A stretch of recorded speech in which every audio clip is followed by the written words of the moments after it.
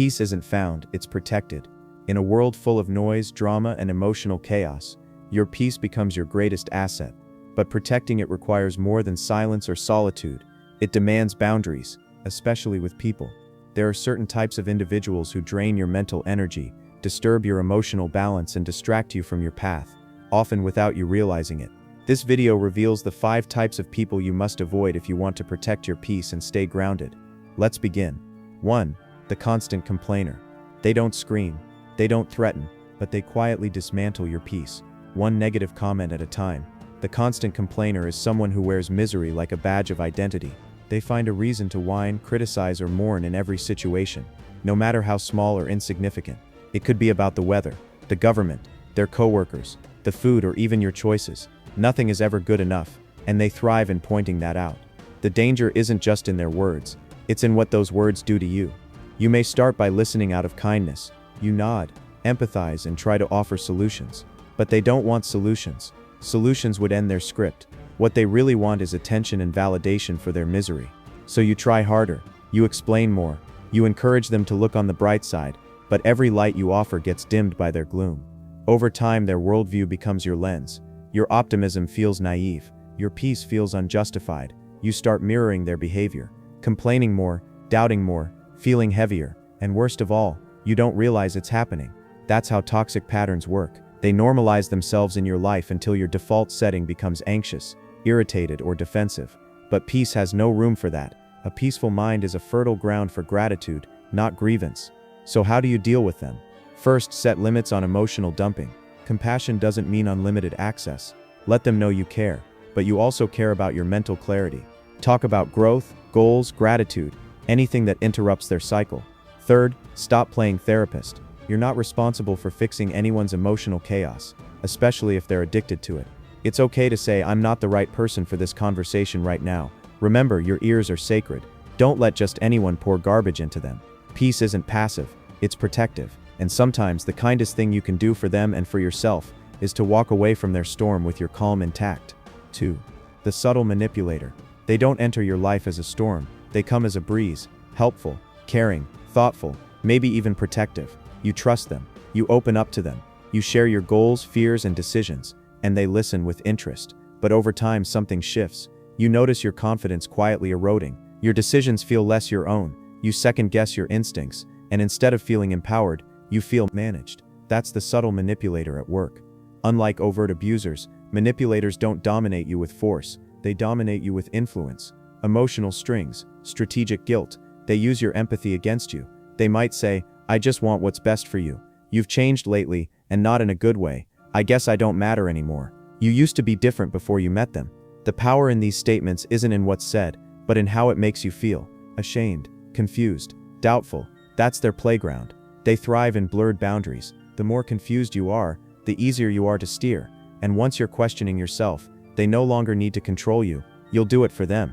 But here's the truth. Peace begins where self-trust returns. So how do you handle manipulators? First, become aware of the patterns. If you often feel guilty, obligated, or confused after interactions, it's not you. It's the environment they've created. Second, reclaim your language. Use direct statements. "That doesn't work for me. I hear you, but I need space. This decision is mine and I'm okay with it." Don't argue. Don't explain. Just assert. Third, maintain strong boundaries. Don't share everything.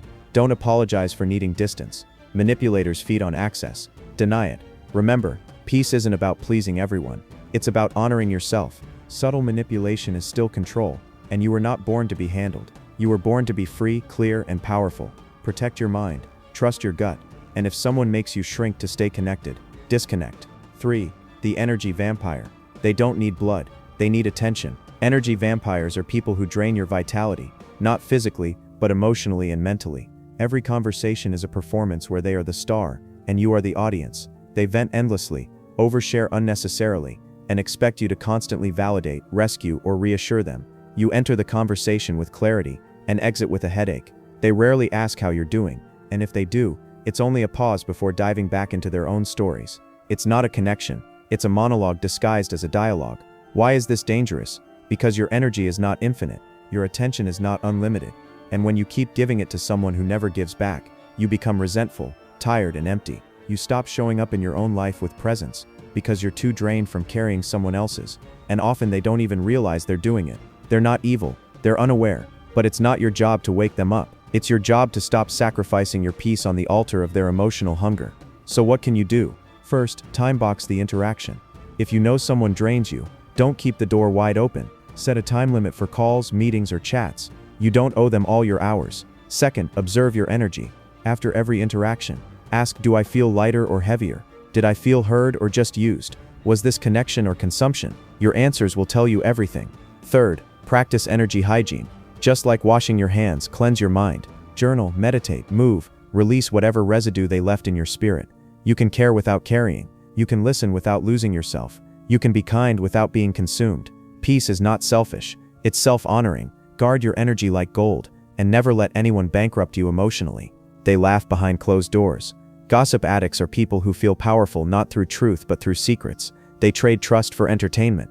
They bond through betrayal, and they confuse cruelty for connection. Here's the trap. Gossip feels good for a moment. It makes you feel included, in the loop. It creates a sense of intimacy, like you share something special, but it's a false bond built on someone else's pain, and the price is always your peace. Why? Because once you participate, you internalize it.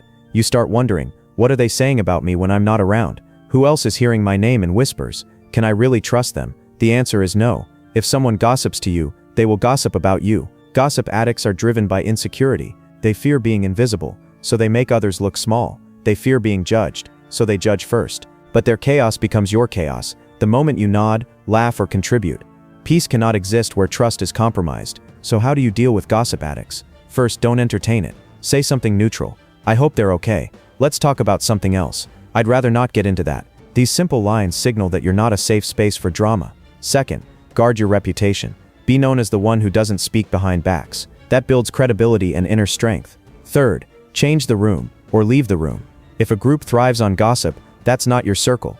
Elevate your environment, because true peace comes not just from solitude, but from the integrity of your social space. And once you build a life where no one has to look over their shoulder, yours or theirs, you'll feel the kind of peace that no amount of popularity can offer. Pain is part of life, but the chronic victim turns pain into identity. They see themselves not as survivors but as sufferers. Not once, not twice, but in every area of life. The world is unfair. People are cruel. They never get a break. They are always wronged but never wrong. This mindset is dangerous, not just for them but for you. Why? Because relationships are emotional ecosystems. When someone always plays the victim, someone else must play the villain, or the rescuer. If you're the rescuer, you're constantly solving, soothing, supporting. And if you ever set a boundary or say no, you become the villain. There's no balance, just emotional exhaustion. The chronic victim refuses accountability, and without accountability, there can be no growth, only blame. You'll hear things like, you abandoned me, no one understands me, I guess I can't count on you either. These are not conversations, they're emotional traps. So what can you do? First, don't argue with their pain, but don't accept their script. You can say, I hear you, but I can't be your emotional anchor every time. Your healing is your responsibility. Second, detach from guilt. You are not a bad person for choosing peace over perpetual chaos. Your emotional health matters too. Third, recommend support. Suggest therapy, support groups, books, anything that empowers them to take charge of their life. But don't become their unpaid therapist. Remember, love isn't about saving people. It's about standing beside those who want to save themselves. You can care deeply and still walk away. Peace isn't selfish. It's a decision, a commitment, a boundary, and sometimes, the most loving thing you can do for them, and for you, is to step back and let life teach them what you can't. Not everyone deserves access to your energy, and sometimes, peace isn't found in a new place, but in fewer people. Choose your circle wisely. Protect your energy like it's sacred, because it is. Subscribe to Echo of Legends for more truth that strengthens your silence and elevates your life. Speak less, feel deeper, live wisely.